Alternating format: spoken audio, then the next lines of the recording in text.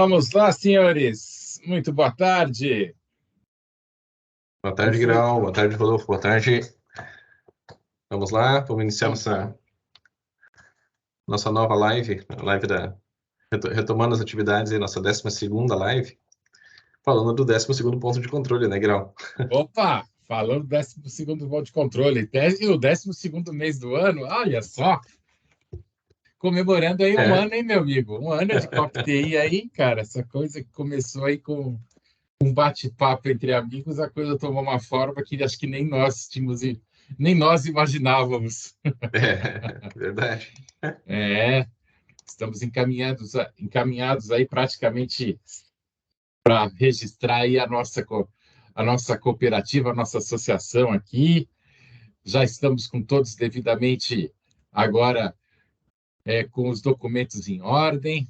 Então, agora, esse mês aqui já sai aí o nosso registro oficial. Então, em breve aí, 2023 vai ser um ano aí de grandes novidades, novos membros, novos associados, e aí continuamos aqui o nosso trabalho. Vamos lá. E vamos embora. Então, sejam todos muito bem-vindos. Essa aqui é a CopTI, Colaboração e Disseminação de Conhecimento de TI para a Pequena e Média Empresa do Brasil, uma iniciativa de várias empresas de TI, de norte a sul, de leste a oeste deste Brasil, com o objetivo de disseminar cultura, tecnologia, segurança para todas as empresas aqui do Brasil. Nosso intuito sempre é levar um pouco de conhecimento, padronização e a cultura de gestão de tecnologia da informação para a pequena e média empresa. Afinal de contas, nós precisamos hoje cuidar daquilo que é o ativo mais importante das nossas empresas, nossos dados. E aqui nós temos especialistas que podem ajudar as empresas a fazerem isso através do que a gente chama de MSP, ou prestadores de serviços gerenciados. E é isso que a gente faz. Só que a gente não consegue fazer isso sozinhos e a gente precisa adotar alguns padrões internacionais. E é isso que a gente tem feito. Através do CIS e através do NIST, estabelecer e utilizar alguns padrões internacionais. Para que a gente vai reinventar a roda? Né? Vamos utilizar aquilo que o mundo já utiliza, que existem alguns padrões internacionais. Então, o NIST ele desenvolveu um modelo que é conhecido como Cybersecurity Framework. O que esse modelo ele se propõe? Ele fala o seguinte, ele fala que qualquer empresa, para ela proteger os seus dados, ela tem que saber quais são os seus recursos, quais são as suas informações, como que ela faz a gestão da área de tecnologia da informação dentro da sua empresa. Para isso, o NIST, ele estabeleceu um modelo. Por quê? 83% das empresas americanas de pequeno e médio porte sofreram algum tipo de tentativa de ataque cibernético. Se a gente trouxer isso para a realidade brasileira, eu posso afirmar para vocês que isso pode ser um índice até muito maior. Uma grande empresa, quando sofre um ataque cibernético, ela tem à sua disposição recursos financeiros, recursos técnicos, e ela pode não só inibir esse ataque, mas como pode sair desse ataque cibernético, vir a público, reconhecer os seus problemas, sair desses problemas, porque ela consegue pagar por uma recuperação de um desastre cibernético. Agora, uma pequena e média empresa, como é que ela vai reagir a tudo isso? Será que ela consegue sobreviver a um ataque cibernético? Será que ela consegue recuperar a sua reputação, a sua credibilidade? Será que ela consegue além de se recuperar, quantas empresas vão sofrer junto com ela sobre esse ataque cibernético? Então, é neste sentido que o CIS, né, e o NIST, eles procuraram desenvolver esses modelos. Para que o quê? Para que as empresas possam desenvolver alguns controles. Então, o Cyber Security Framework, ele se propõe, através de 5 itens, identificar, proteger, detectar, responder e recuperar os dados de uma pequena e média empresa. Como é que ele faz isso? Primeiro, eu tenho que saber identificar todos os meus recursos que, de alguma forma, podem impedir uma empresa de ter continuidade de oferecer os seus produtos e serviços. Então, quais são os meus computadores? Quais são os meus ativos? Quais são os softwares? Quais são as pessoas que utilizam dos meus recursos e como que isso pode afetar o meu negócio, pode impedir de ter continuidade dos meus negócios? Sabendo isso, o que eu tenho que fazer para protegê-los? Como que eu tenho que fazer para manter os meus equipamentos atualizados, manter meus softwares atualizados, para proteger o meu negócio, para que eu possa, o mais rápido possível, manter o meu negócio funcionando. E aí, uma vez que eu tenho identificado e protegido, como é que eu faço para detectar eventuais ataques cibernéticos? Se eu for atacado, e nós somos atacados todos os dias, eu tenho que detectar. Para quê? Para aprimorar cada vez mais as minhas defesas cibernéticas. E eu tenho que preparar todo mundo para responder a esses ataques cibernéticos. Quando eu falo todo mundo, são os meus profissionais. Eu tenho que saber que se eu for atacado, a quem eu recorro? Como que eu informo os meus clientes, os meus fornecedores, que porventura eu sofri um ataque cibernético? Por quê? Porque isso pode se alastrar. Então, eu tenho que estar preparado para responder a esses ataques cibernéticos de alguma forma. E responder, a partir do momento que eu respondo, eu vou ter que me precaver e eu vou ter que me recuperar este meu ambiente. Recuperar de que forma? Como é que está o meu backup? Quais são os procedimentos para recuperar a minha informação? Então, eu tenho que estar preparado para tudo isso. E aí, o CIS, ele faz o quê? Ele prepara esse ambiente através de tópicos. Quais são os pontos de controle que uma empresa deve ter para que eu possa implementar tudo isso? Então, uma empresa de pequeno e médio porte que não tenha lá o seu departamento, a sua área de tecnologia, uma loja, né, um pequeno mercado, né, uma pequena mercearia, né, ela tem lá uma máquina que faz lá o seu controle de estoque, ela tem que ter lá o seu pequeno controle. Então, são 56 pontos de controle que essa empresa deve ter. Ah, quantas máquinas essa pequena mercearia tem? Uma, duas, três, cinco? Não importa. Ela vai ter que ter alguns pontos de controle. Então, para essa pequena empresa, 56 pontos de controle. Já uma empresa um pouco maior, que tem lá, vamos supor aí de 25, 30, 50 máquinas, até um pouquinho mais, ela vai ter que precisar mais 74 pontos de controle. E aí ela pode precisar ou de uma área de TI interna ou de uma área de TI terceirizada. No caso, um de nós aqui pode estar gerenciando esse ambiente tecnológico e fazendo esses pontos de controle. Já uma empresa maior, que tem dados sensíveis, por exemplo, um hospital que cuida de informações aí, ou uma clínica de alto padrão que tenha informações de saúde de pacientes, por exemplo, já vai ter ou um banco, né, ou uma fintech, né, que mexe com dados financeiros, já tem que ter um ponto de gerenciamento e controle e vai adotar mais 23 pontos de controle. No total, são 153 pontos de controle que você pode ter, que são a base, o mínimo que eu preciso fazer para fazer a gestão do ambiente de tecnologia. E a nossa proposta é, a cada semana, discutir um desses pontos de controle. E hoje, meu amigo Henrique vai estar falando de um desses pontos de controle, o 12º ponto de controle, que é a gestão da infraestrutura de rede. E aí, meu amigo Henrique, qual vai ser o nosso ponto de hoje? Ó, Grau, vamos lá. Então, hoje nós vamos falar do 12º ponto, que é uma infraestrutura de rede, que é o gerenciamento dos ativos de rede, vamos dizer assim, né? Nós vamos trazer para um bate-papo, acho que vamos trocar experiências aqui, eu acho que vai ser bem mais produtivo. Vamos No lá. G1, o ponto de controle 12, no G1, ele aborda apenas um ponto de controle, que é assegurar que a infraestrutura de rede esteja atualizada. Tá? Que isso é tu manter, ao menos, possuir um diagrama de rede, para você entender os pontos de conexão, você ter os equipamentos devidamente configurados e implementados. E tem um ponto que acho que foi o Luiz que apresentou na live a última vez, que toda vez que você compra um novo dispositivo de rede, um novo item, ele vem configurado com um padrão de senha, né? E para facilidade de acesso, muitas vezes de recursos ou algumas funções, liberações de porta, enfim, né? Então ele vem para facilidade de uso né, e não focado em segurança, né? Então, é fundamental você não manter a senha padrão do dispositivo.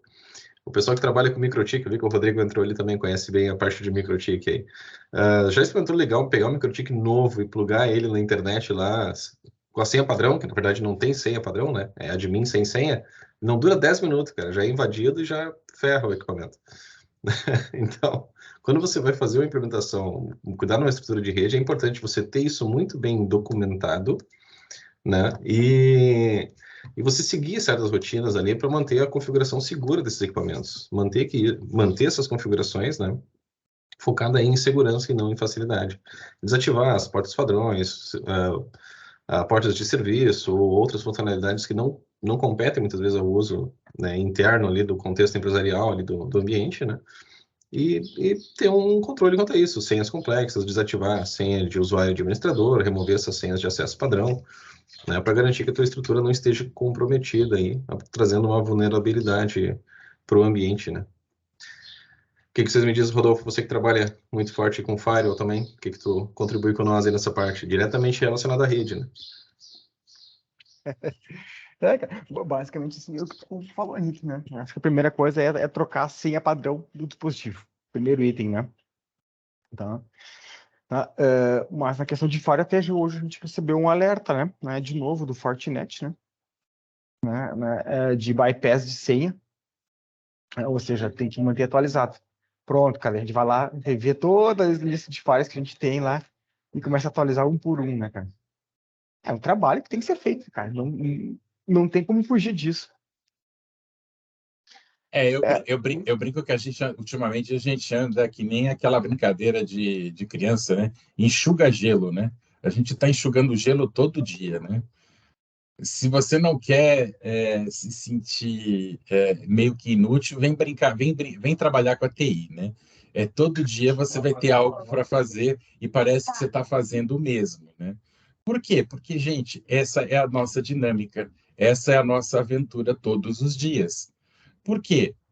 Porque, primeiro, o software é feito por humano, portanto, vai ter falhas. Segundo, todo dia vai ter alguém descobrindo uma brecha, né? Então, o que a gente tem que fazer? A gente vai ter coisas para serem corrigidas, coisas para serem alteradas todos os dias. E a infraestrutura de rede, que é o que está na borda, que é aquilo que se propõe a nos proteger, ela vai ter que ser gerenciada todos os dias. Ela vai ter que ser monitorada todos os dias. Então, não adianta eu querer tirar um equipamento da caixa e achar que eu não vou ter que, primeiro, atualizar ele antes de colocar em produção. Segundo, eu não vou ter que atualizar ele constantemente. Então, existem as ferramentas hoje que nos auxiliam nessas tarefas, que são as ferramentas de identificação de possíveis falhas e vulnerabilidades, que elas fazem o quê? Varredura constante.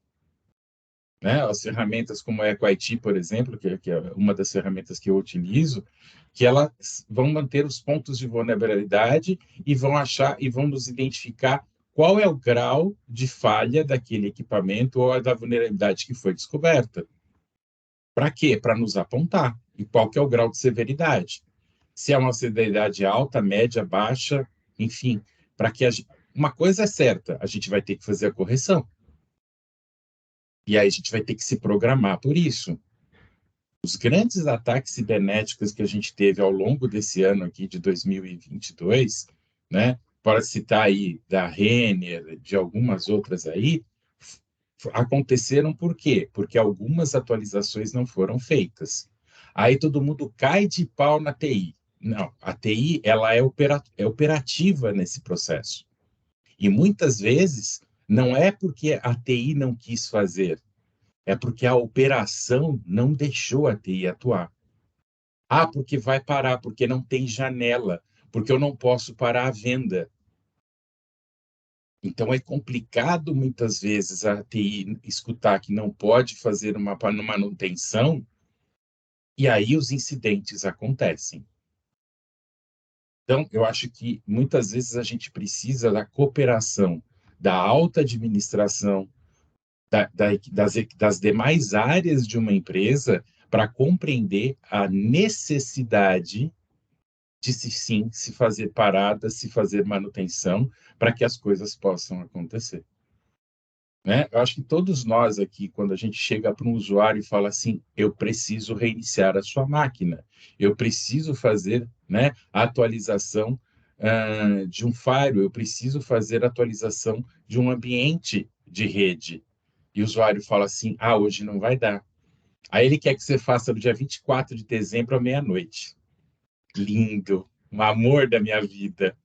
Né? Ou então, não, eu te dou a janela. Dia 31 de dezembro você pode fazer. Tá tudo bem, né? Ou seja, quando é conveniente para as pessoas, elas liberam. Mas aí, obviamente, não é conveniente, ou então são datas que para a gente também é complicado. Então, a gente sempre tem que buscar aí um meio termo, para que a própria manutenção e a gestão da infraestrutura de rede, ela tem que fazer parte de um contexto para todo mundo. Eu brinco que chega essa época do ano, e assim a experiência traz isso para a gente, né? Eu começo a chegar em setembro, mais ou menos, eu começo a ligar para os clientes e falar assim, você vai ter projeto nesse fim de ano? Vai, porque eu também quero ter fim de ano. Porque todo mundo acha que fim de ano parece fim do mundo. Não, é fim de ano só, gente.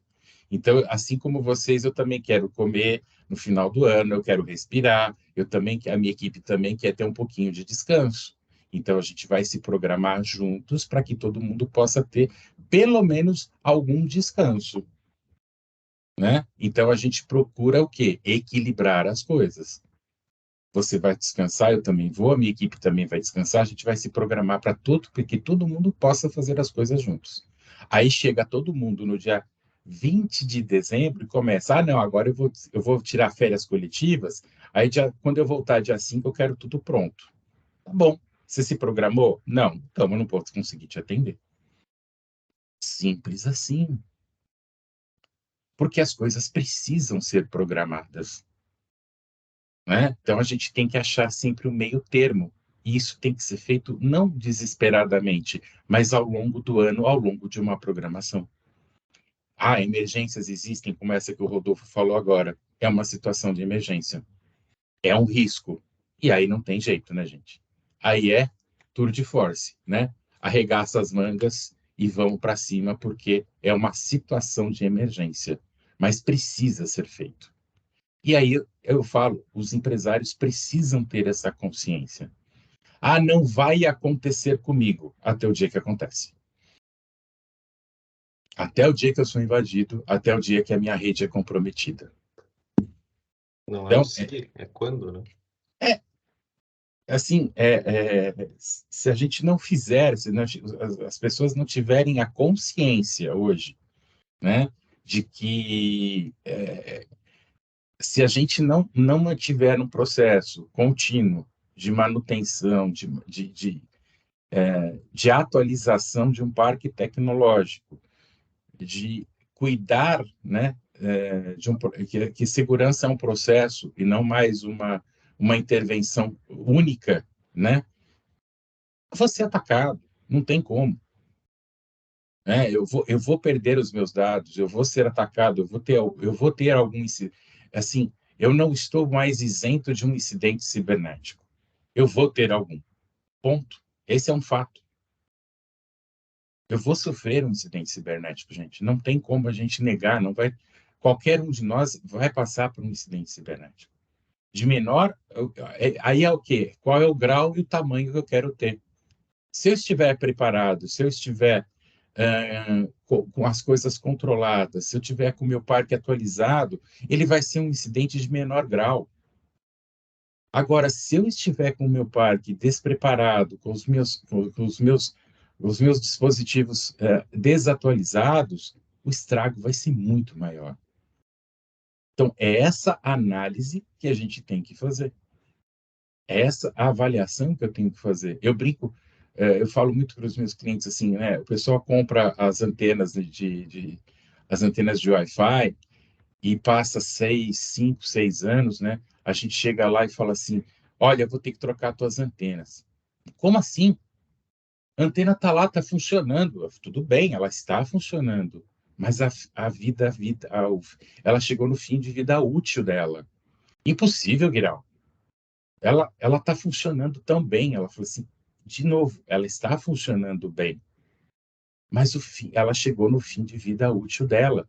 Porque novas tecnologias surgiram, ela está cheia de correções aplicadas, isso fez com que ela está sobrecarregada pelo uso para suportar todas as atualizações que foram feitas, e ela está defasada. A gente está usando uma tecnologia hoje, por exemplo, o Wi-Fi 6, né, nas novas tecnologias, que esse hardware não suporta mais, ele não aguenta esse processamento.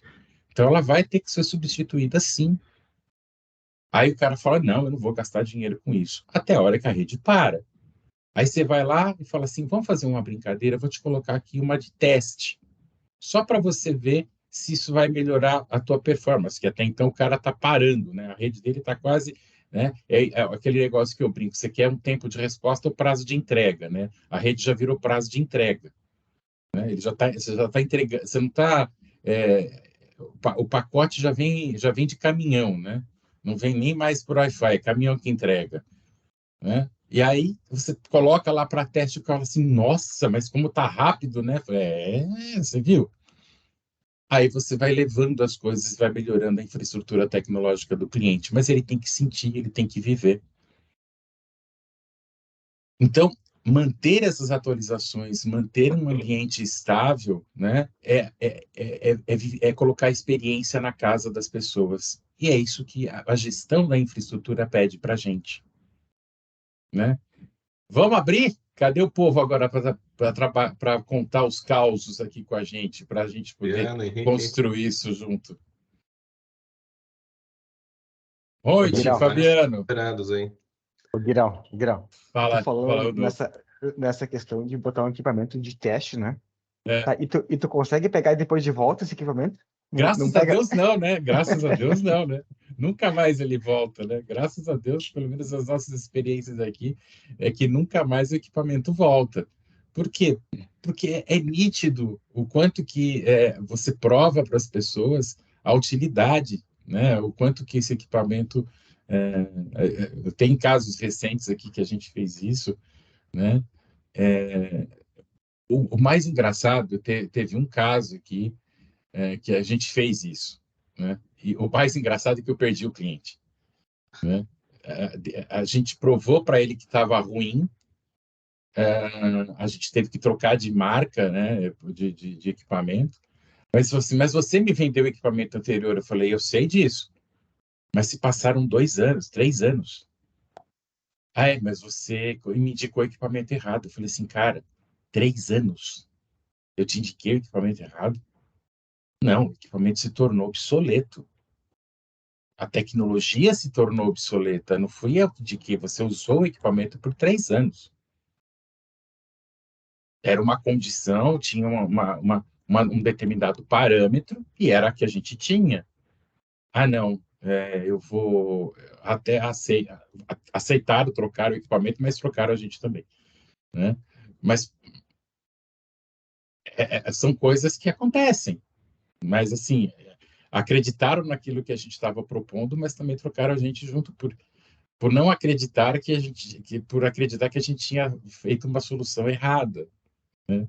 Mas adotaram a solução nova que a gente tinha proposto, né? Então, acontece. Né? Às vezes ele troca de carro todo ano, troca de iPhone todo ano, mas equipamento de TI é supérfluo. Supérfluo.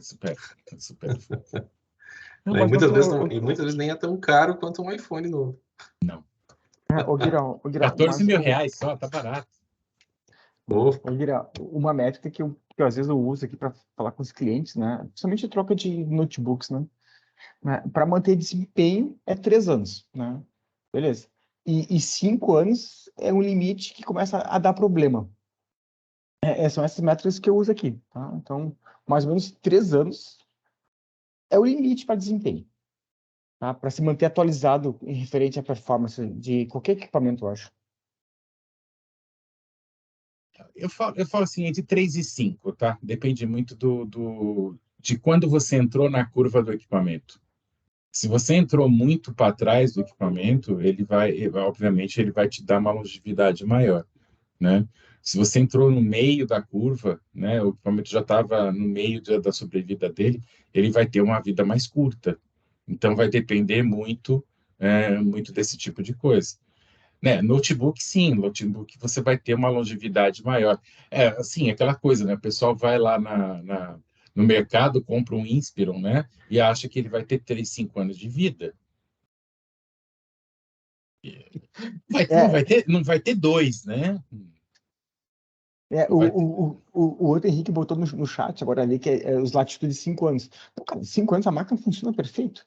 Tá, mas será que ela vai ter o desempenho, né? O Henrique, o Carlos, o problema não é que a gente indica, a gente não indica, é que o cliente compra,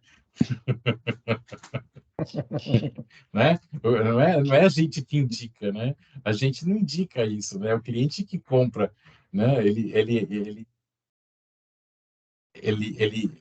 normalmente é aquele cara que eu tinha um chefe meu que ele falava assim, sabe quando que você tem que deixar de comercializar um produto ou um serviço? Quando ele chega na gôndola do supermercado. Né? A hora que ele entra na gôndola do supermercado, está na hora de você sair de comercializar ele, porque ele não vai ter margem, ele não vai representar mais nada.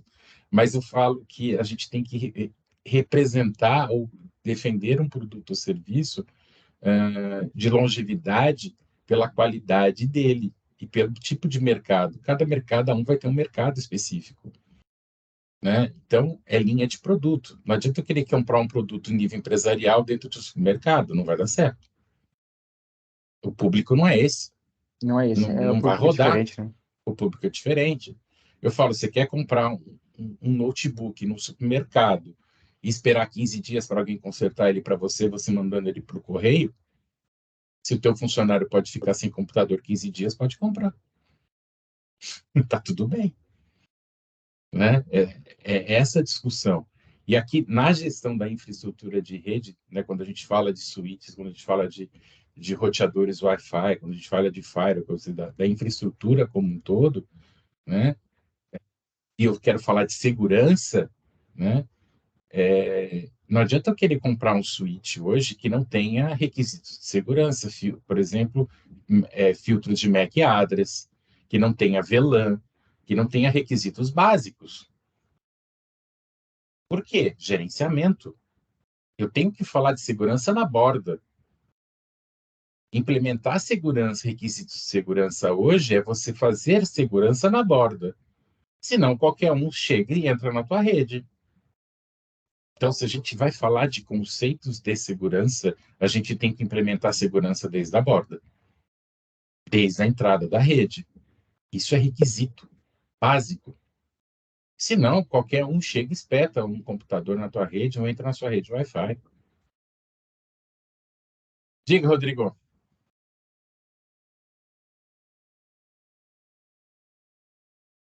Eu Diga. acho, eu acho que ele ficou mudo.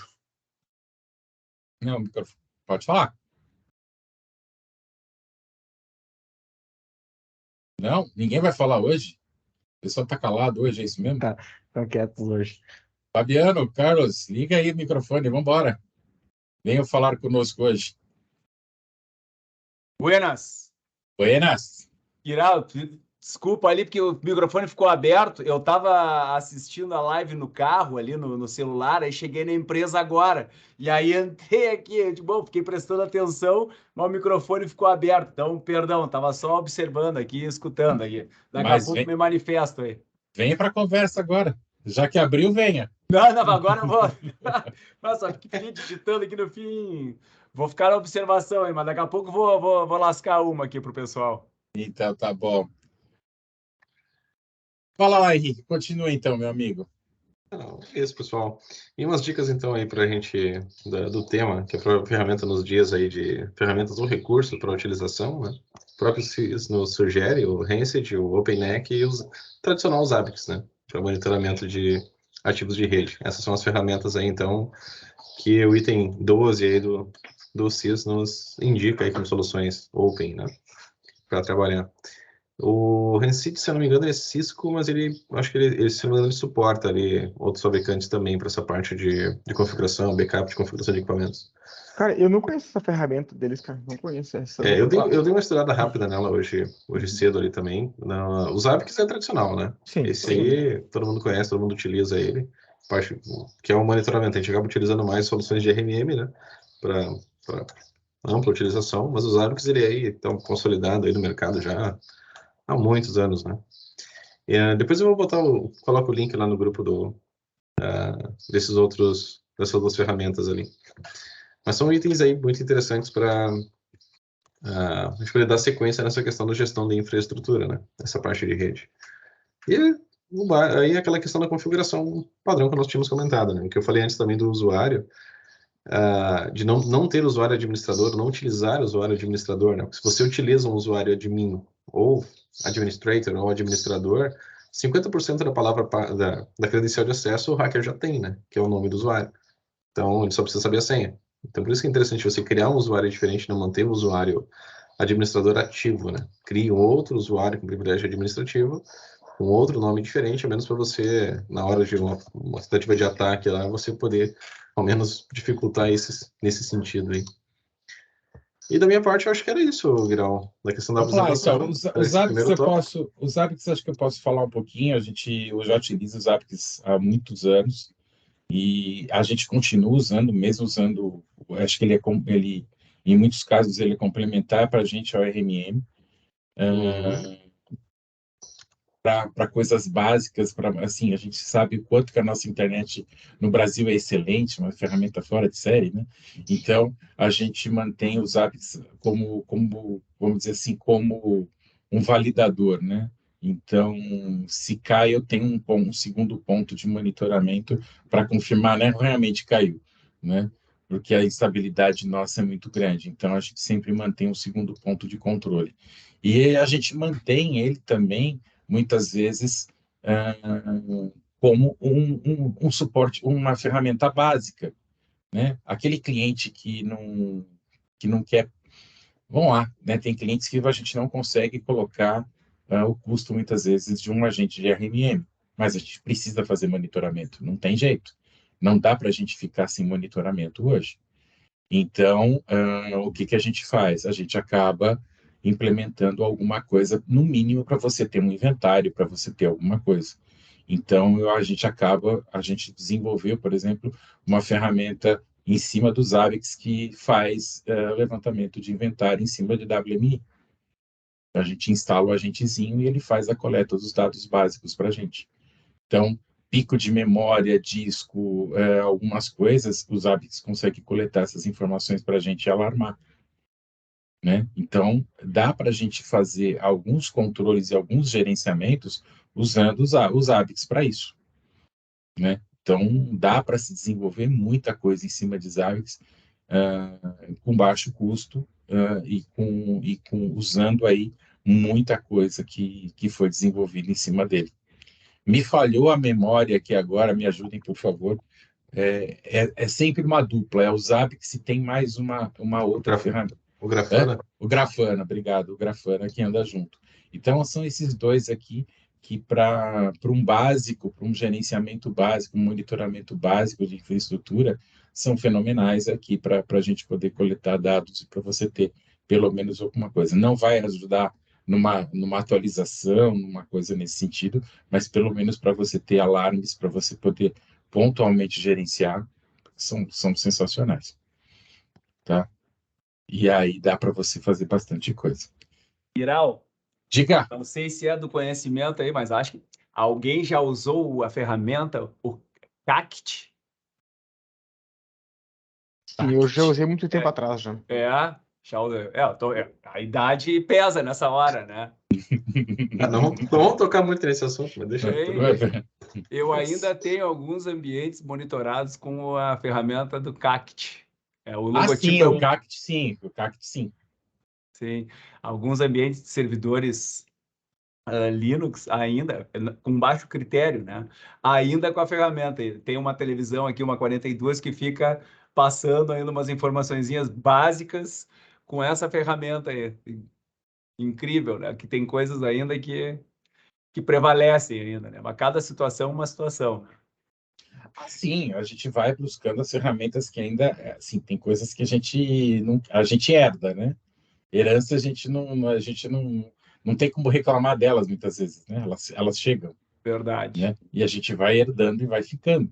E o pessoal na ponta também não se atualiza, né? Fato. Aquela coisa, tem situações que a gente olha para o cliente e fala assim, eu vou pegar isso, jura por Deus? Né? Você fala assim, vem no pacote, né? Você fala, meu Deus do céu. Né? Hoje aconteceu de manhã até quem estava no grupo ali, o Rodolfo, o pessoal da Dell ali, que a gente estava batendo um papo, e eu trouxe uma situação, né? Um cliente que atua com um sistema de contabilidade da Domínio, conhecido, né? Sim, Sistema opa, Domínio, conhecido. eu Sistema conheci. conhecido. Cliente pequeno, relativamente pequeno. E aí foi aquela novela, né? Vamos colocar, o cliente queria colocar o servidor local, queria colocar o domínio local, sendo que já existe um módulo para Sim, para a nuvem. a nuvem. E aí eu comecei aquela coisa, eu não acredito que eu estou fazendo isso aqui agora, né, cara? Cotando, falando, o Rodolfo ainda me falou, não, Rodrigo, tenta, vamos colocar lá, vamos colocar aqui. Já tem um PowerEdge instalado, virtualizado, aí tem que comprar a licença, que não pode ser OIM, tem todo aquele negócio, eu digo, bah, comecei a parar para pensar, 11 horas, até vou dar um feedback para os guris que estavam ali de manhã opinaram, 11 horas subi, 11h15 peguei um café, sentei com ele. Nada como aquela boa conversa. O tete a tete. Nada Ah, como aquela. sim, Mas assim, sim. ele tava assim, Rodrigo, vê o que precisa e vamos. Não foi nem a questão de apresentar os orçamentos, porque escritório de contabilidade, o cara vai pensar a longo prazo, ele vai achar que vale a pena tu comprar, né, um Windows Server local, independente da gente só usar para TS. Durou 8 minutos, Rodolfo, a conversa. Tá, Rodrigo? Chama o pessoal para nós bater um papo aí na segunda-feira, da Domínio. Então, assim, até às 11 da manhã, eu tava, o cliente falou assim, ó, vamos investir o que tiver que investir aqui dentro.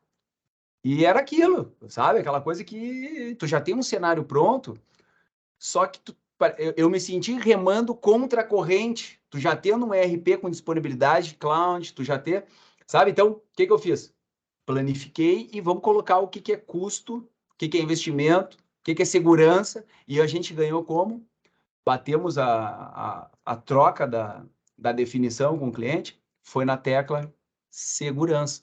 Segurança. Foi segurança. Segurança. Foi Segurança. aonde não foi nem questões tecnológicas, que ele vai poder estar Não, em não qualquer é. lugar, Não é. não tem a necessidade de VPN. Não, não foi nem isso. Foi na segurança e Segurança. disponibilidade. Ou seja, Exatamente. Exatamente. então, É onde a gente vai ganhar hoje em todas as situações, né? Na hora que a gente traz para o cliente as trocas dos investimentos, né? Aonde que ele vai precisar ter investimento e garantir hoje? A integridade, segurança e disponibilidade. Aonde que você vai ter? Qual é a ponta que vai te garantir isso hoje? exato. Né? Exatamente. Manter isso dentro de casa, manter isso fora de casa. Manter isso fora de casa. Não tem Né? fora de casa. Fato. Se você manter isso fora de casa, você vai ter muito. Não é garantia, mas é a probabilidade de que isso vai te oferecer maiores condições. Né? E, ao mesmo tempo, você vai ter, eventualmente, um pouco mais de recurso para investir dentro de casa. Em que sentido? Nos dispositivos das pessoas.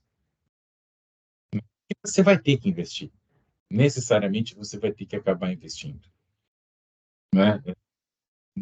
Nas estações de trabalho, na condição das pessoas que vão, dos dispositivos que as pessoas vão acessar aquilo que está em nuvem para dar condição de trabalho, performance e produtividade.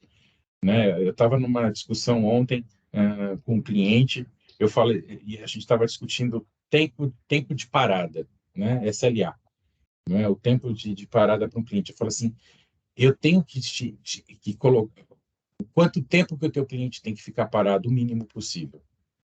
Então, eu tenho que colocar uma proposta de solução para você em 4 horas. Essa é a minha meta de atendimento. Em 4 horas, eu tenho que te resolver o problema. Tá? Encaminhar solução. Qual que é a solução mais rápida? Eu ter equipamento de backup.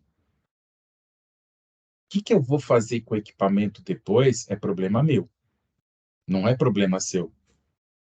Eu tenho que colocar o teu funcionário operacional. Ponto. Se eu vou trocar componente, se eu vou formatar a máquina, não importa.